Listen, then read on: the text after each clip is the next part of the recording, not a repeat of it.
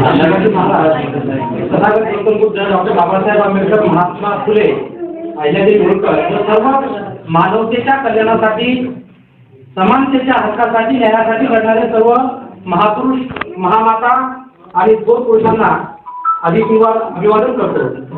या ठिकाणी डॉक्टर बाबासाहेब आंबेडकरांच्या जयंतीच्या निमित्ताने आपण सर्वजण एकत्र आलेलो आहोत आणि जयंती साजरी का करतात, आता आपण वर्षातून एकदा जयंती साजरी करतो, त्या निमित्तानं वेगवेगळे कार्यक्रम असतात। जसे सरपंच साहेबांनी सांगितलं, आपल्या दादाभाऊ साहेबांनी सांगितलं की सरपंच साहेब दरवर्षी जेवण वगैरे देतात आणि सर्व लग्न असेल किंवा सामाजिक काम असेल त्याप्रमाणे ते मदत आपापल्यापर्यंत करत असतात। त्याचप्रमाणे संध्याकाळी एक मिरवणुकीचा कार्यक्रम होणार आहे। या व्यतिरिक्त आणखी आपल्याला काय जयंतीकडून अपेक्षित असतं हे सुद्धा गोष्ट लक्षात घेतली पाहिजे। तर पूर्वी एक मी सरपंच साहेबांना विनंती करतो की आपण एक सुंदर सभागृह या ठिकाणी बांधलेलं आहे, तसंच एक मूर्ती सुद्धा बाबासाहेबांची या ठिकाणी आपल्या सर्वांच्या प्रयत्नातून व्हावी ही एक अपेक्षा आहे। बंधूंनो, डॉक्टर बाबासाहेब आंबेडकरांची जयंती आहे, आपण धुमधडाक्यात साजरी करणार। जगाच्या पाठीवर प्रत्येक देशामध्ये डॉक्टर बाबासाहेब आंबेडकरांची जयंती साजरी होते। Symbol of knowledge, the father of modern India या देशाचा बाप म्हणून डॉक्टर बाबासाहेब आंबेडकरांना संबोधन असतं आणि जगात सगळ्यात जास्त जयंती बाबासाहेबांची साजरी केली जाते। परंतु ती कशी केली पाहिजे, त्याचं काय उद्देश असलं पाहिजे। आता आपण इथं कुंडीमध्ये जमलो आहोत, मिरवणूक काढणार, डीजे बँड काय असेल ते आपण त्याच्यावर नाचणार। मी काल सोनपेठला एका कानेगाव नावाच्या गावात गेलो, तिथं लोकांनी अशाच प्रकारे मला बोलवलं आणि महिला, लहान मुलं आणि वृद्ध लोक होते, तरुण मित्र काही दिसत नव्हते। हे तरुण पोरं होते। त्या कानेगावपासून सोनपेठ जवळ, परळी जवळ, गंगाखेड जवळ 4 वाजताची सोय करण्याकरता हे सगळी तरुण मंडळी 4 वाजताच्या मिरवणुकीला येतो म्हणून आपण आपली सोय करणार 3 ठिकाणी सोनपेठ, गंगाखेड, परळीला गेले होते। ही जयंती आपल्याला अपेक्षित आहे का? ही जयंती आपल्याला अपेक्षित आहे का? सगळ्यात आधी मिरवणुकीमध्ये दारू पिऊन आपण जयंती अजिबात साजरी करता कामा नये ही तुमच्याकडून मी अपेक्षा बाळगतो। सगळ्यात जास्त भांडण त्या गोष्टीमुळे होतात। दुसरी महत्वाची गोष्ट अशी आहे की डॉक्टर बाबासाहेब आंबेडकरांची जयंती त्या गावात सुद्धा मी विचारलं की सगळ्यात भारी आणि मोठी जयंती आणि सगळ्यात महत्वाची जयंती कोण साजरी करत आहे आणि कुठे साजरी होत आहे याचं कोणी उत्तर देत आहे का मला? ते कोणाला देता येईल? जसं आज आपण इथं मी धामगावून आता आलो, इथेही साजरी होते, इथेही होणार आहे, पण या देशामध्ये, ह्या महाराष्ट्रामध्ये जयंती साजरी अजून एका ठिकाणी होते, ती कोण करतं हे आपल्याला माहित आहे का? UPSCचा निकाल लागला, UPSCचा निकाल लागला। धनगर समाजाचा पोरगा जो बिरुदेव काहीतरी ढोले नावाचा मुलगा, तो UPSC पास झाला। UPSC पास झाला, केवळ UPSC पास नाही झाला, त्याचा सत्कार करण्याकरता जे हारं फुलं घेऊन येत होते लोक, त्यांना तो म्हणाला का मला हारं फुलं काही आणू नका, माझ्या स्वागतासाठी येताना फक्त एक पुस्तक आणून घ्या, माझ्या गावामध्ये पुस्तकाचं वाटणारी तयार तो पोरगा जयंती हे विचार आपण जयंतीच्या निमित्ताने या ठिकाणी घेतले पाहिजे। एक मुलगा होता, आता मुद्द्यावर येतो, एक मुलगा होता, त्याला वर्गाच्या बाहेर बसवलं। वर्गाच्या बाहेर बसवल्याच्या नंतर तो घरी गेला आणि मला आईला की बाबा मला वर्गाच्या बाहेर बसवलंय आणि असं काय केलंय? आई पाणी देत नाही, वर्गाच्या बाहेर बसवतात, मला असं काय केलंय?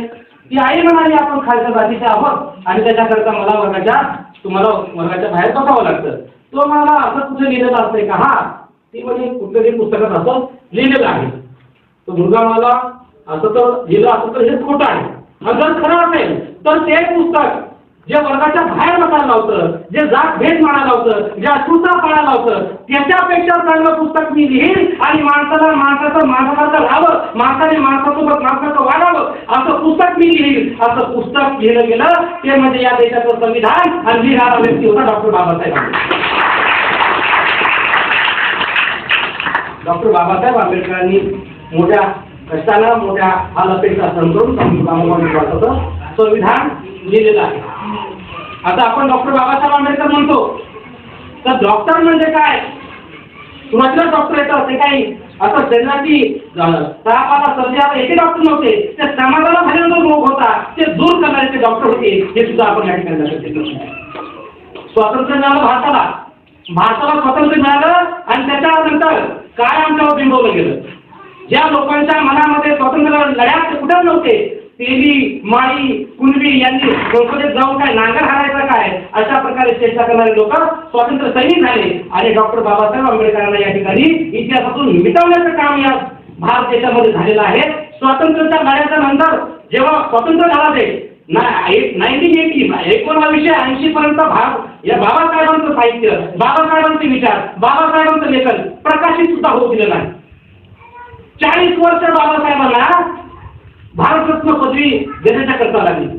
आमचं तर असं म्हणणं आहे बाबासाहेबांना भारतरत्न पदवीची आवश्यकता नाही. कोणी दुसऱ्या राहतात ते सचिन तेंडुलकर पैसे घेऊन खेळतो, धुटक्याची जाहिरात करतो, त्याला सुद्धा त्या ठिकाणी भारतरत्न पदवी देत आहे. आमचं असं म्हणणं आहे भारतरत्नाची गरज नाही. खऱ्या अर्थानं डॉक्टर बाबासाहेब आंबेडकर या देशाचे नाही तर विश्वाचे रत्न आहेत. विश्वरत्न बाबासाहेब हे आपण या ठिकाणी प्रत्येक गोष्टीतून बाबासाहेबांना संपवण्याचं काम त्या ठिकाणी केलं आणि मग काय केलं, कुठूनच संपत नव्हते. बाबासाहेब म्हणाले होते की शिक्षण वाढीचं दूध आहे, जो शिकेल तो गुरुकुलशिवाय राहणार नाही. मग आपल्यासारखे लोक शिकायला लागले, त्यांनी बाबासाहेब वाचले, बाबासाहेबांचं साहित्य लिहिलं आणि ते लोकांपर्यंत पोहोचायला लागलं. बाबासाहेब काय संपत नाही असं लक्षात आल्याच्या नंतर बाबासाहेबांना पुन्हा एका आळपडीसाठी काय केलंय, बाबासाहेब म्हणजे दलितांचे नेते. कसं काय होऊ शकतात दलितांचे नेते?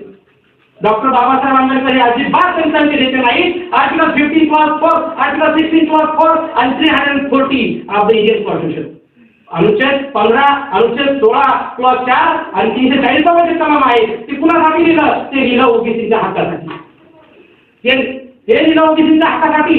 त्यावेळेस बाबासाहेबांना अपेक्षित होतं की ओबीसीच्या हक्कासाठी एक कमिशन अपॉइंट केलं पाहिजे, एक आयोग नेमला पाहिजे, ज्याच्यामधून ओबीसीच्या जे काही अडचणी आहेत ते दूर केल्या पाहिजे, दूर केल्या गेल्या पाहिजे. परंतु ते कमिशन नेमलं गेलं नाही.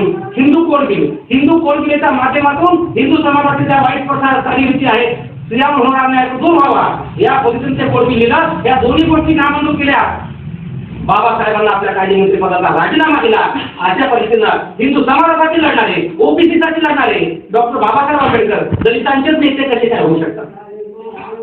ज्या डॉक्टर बाबासाहेब आंबेडकरांनी रिझर्व्ह बँक ऑफ इंडियाची स्थापना केली.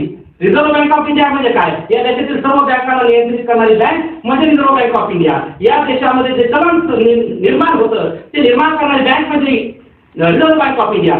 चलन या देशामध्ये या बँका काय केवळ दलितांसाठी आहेत काय?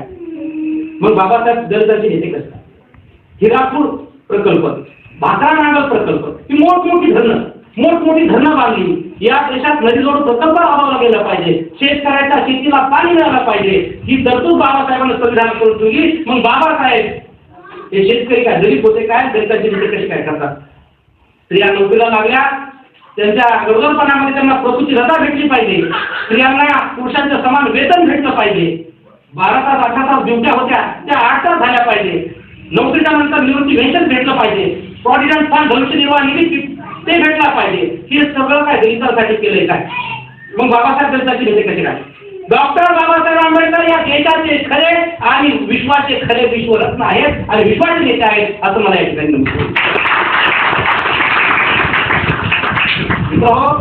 डॉक्टर बाबासाहेब आंबेडकरांना बऱ्याच लोकांनी मदत केली. सयाजीराव गायकवाडांनी बरोबर संस्थान सयाजीराव गायकवाड होते, त्यांच्या मदतीशिवाय बाबासाहेबांना परदेशात राहण्याची संधी मिळाली नसती.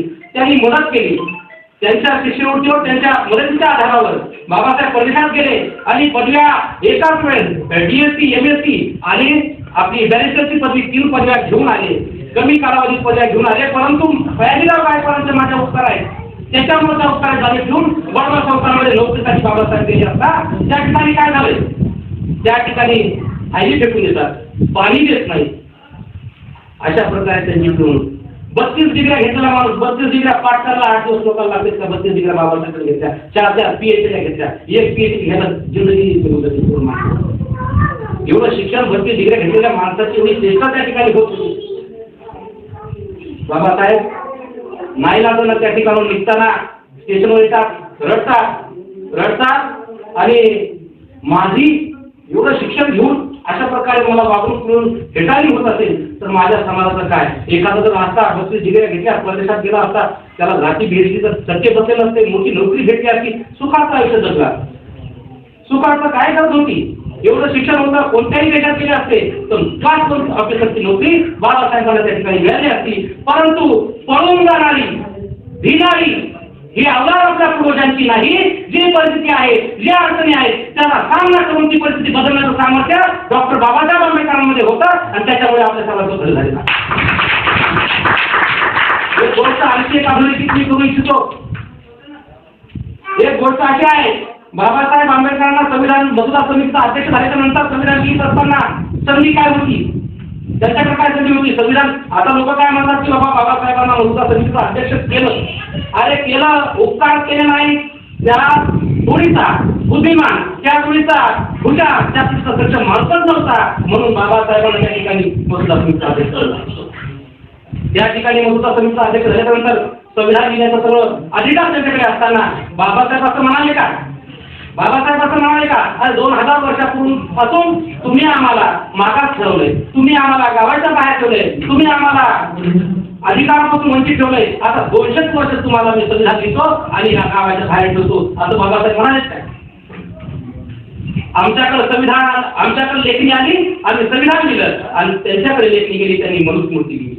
भेदाभेद करणारी आणि मानवतेच्या हिताचं संविधान डॉक्टर बाबासाहेब आंबेडकरांनी लिहिलेलं आहे, ज्याच्यामध्ये भेदाभेद नाही, सगळ्यांना समान संधी आहे, असं थोर संविधान डॉक्टर बाबासाहेब आंबेडकरांनी आपल्याला दिलेलं आहे आणि ते आपण वाचलं पाहिजे. संविधान म्हणजे काय? आता मी तुम्हाला सांगितलं, बरंच काही पण तुम्हाला कळणार काय. Article 14 of the Indian code 14 कलम काय म्हणते? सर्व समान, जात नाही, भेद नाही, काय नाही. आता प्रियंबल तुम्हाला त्याच्या गोष्टीपासून सांगतो. ज्यावेळेस घटना समितीची निर्मिती होत होती, 3 जण होते. 3 जणांचं असं म्हणणं होतं की बाबा या संविधानाची सुरुवात ईश्वरापासून करा. कुणी म्हणायचं या सगळ्या सुरुवात गांधीच्या नावापासून करा. परंतु बाबासाहेबांना काय करा, काहीच बोलले नाही. तुमचं मतदान घ्या, ठरवा कशाच्या नावाने सुरुवात करायची. 41 लोकांनी ईश्वराच्या नावाने सुरुवात करा असं म्हटलं. 68 लोक म्हणाले तसं करता येत नाही. मग सुरुवात कशामुळे झाली? सुरुवात केला भारतीय संविधानाची we the people of India. We the people of India, आम्ही भारताचे नागरिक, म्हणजे देवाच्या धर्माच्या नावात कोणत्याच नाही, आम्ही भारताचे नागरिक. आता आम्ही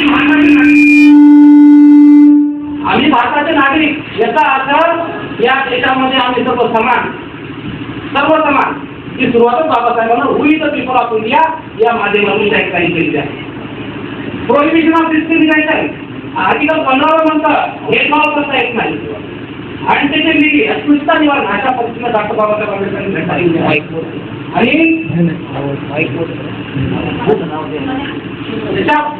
या सगळ्या घटना सांगत असताना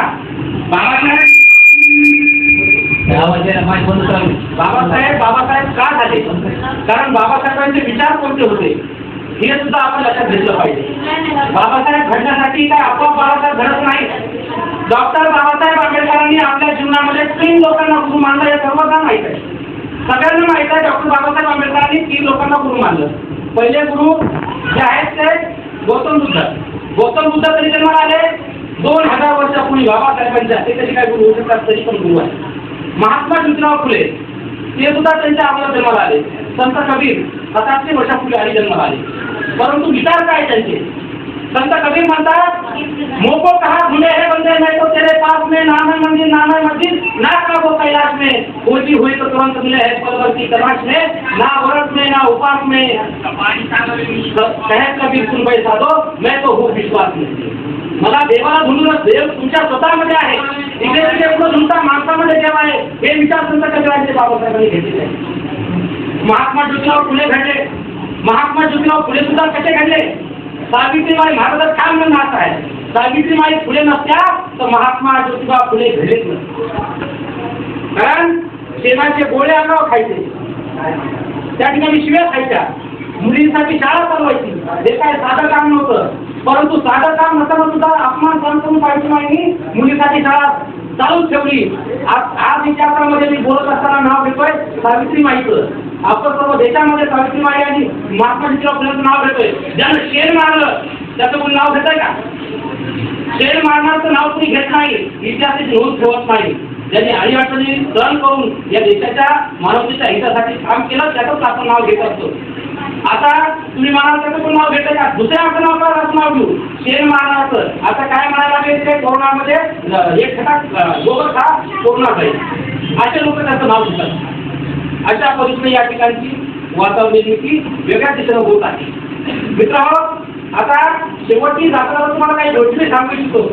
आपण बाबासाहेबांची जयंती साजरी करत असताना आपल्या समोर जे आपली मुलं आहेत, बाबासाहेब म्हणतात आधी भाकर खा पण आपल्या मुलाला शिक्षण द्या, ते महत्वाचं आहे. आणि जर ते शिक्षण तुम्ही देऊ शकत नसाल तर मग काही तो या जयंती साजरी करायचा उपयोग होऊ शकत नाही. तो धुळे नावाचा मुलगा युपीत झाला, हजारो लाखो लोक तहसीलदार SP DSP कलेक्टर जज होतात. आता तुम्ही सहसा सांगत नाही पण तुमच्या माझी चर्चा करतो. मी वकील आहे, माझी बायको वकील, भाऊ वकील, बहीण वकील, भाऊचे वकील, मोठी मुलगी जयंती परीक्षा द्यायला लागली. हे सगळं त्याच्यामुळे झालं फक्त संविधानामुळे, बाबासाहेबांच्या आशीर्वादामुळे या सगळ्या गोष्टी घडतायत. तुम्ही जर म्हणाल की काही पुस्तकं होते, धर्मग्रंथ होते, ते वाचन करून काय होईल मला माहित नाही, पण संविधानाचं जर तुम्ही वाचन केलं, कायद्याच्या पुस्तकाचं जर वाचन केलं तर तुम्ही नक्कीच त्या ठिकाणी जज कलेक्टर झाल्याशिवाय राहणार नाही. हे मात्र तुम्हाला तुम्ही अडचणी आता पुन्हा म्हणतात, काय म्हणता की बाबा आम्ही गरीब आहे, कधीची आली येते, खेडेगावात आहे, हे आहे. मी एक गोष्ट सांगतो तुम्हाला. एक पहिला आपल्या पाचला बाजार होतो जनावरचा. जनावरांच्या बाजारामध्ये घोडा विकायला घेऊन गेला एक व्यक्ती. त्याची किंमत त्याला इतर घोड्याच्या तुलनेत 100 पटीने जास्त सांगितली. जमायचं आहे 100 पटीने जास्त. दुसरे घोडे 10,000ला 40,000ला, याचा घोडा 10 लाख. कसं बाबा ते मला घोडा माणसाला उलटाय, घोडा पळतोय म्हणे, बोलताय माझा माणसाला. पण तुझ्या घोड्याला काहीतरी कमतरता असतं, तुझ्या घोड्यामध्ये काहीतरी चुकी असेल. तो म्हणला हो माझ्या घोड्यात सगळ्या कला आहेत, फक्त त्याच्या मनात काही येत नाही. असे आपण घोडे आपल्या मनातच काही येत नाही. मी गरीब आहे, मी खेळ राहतो, हे राहतो, ते करतो, काहीच नाही. तुम्हाला करायचं असेल जिथून आहात तिथून सुरुवात करा. तुम्ही यशस्वी झाल्याशिवाय राहणार नाही. आणि तुम्ही यशस्वी झाला तर ही जयंती आणि बाबासाहेबांचे विचार यशस्वी झाल्याशिवाय राहणार नाही. एवढी तुम्हाला अपेक्षा बाळगतो. आणि जाताना मी एकच शेवटी सांगू इच्छितो, वामनला म्हणतात वाळूनी चालला हा उभा डोंगरा, वाळूनी चालला हा उभा डोंगरा, कोण राखील माझ्या भीमाचा मळा, कोण राखील माझ्या भीमाचा मळा. कोणताही मळा ज्या मळ्यामध्ये मिरच्या, वांगे, लसूण काही येत नाही, त्या मळ्यामध्ये भारताच्या संविधानाने दिलेलं समानता, न्याय, जस्टिस, इक्वालिटी, फॅसिलिटी, बंधुभाव हे सगळं येतं. आणि मळा जपण्याचं काम तुम्हा सोबत सर्व या देशाच्या नागरिकांचं कर्तव्य आहे. एवढीच तुमच्याकडून अपेक्षा बाळगतो आणि या ठिकाणी थांबतो. जय हिंद.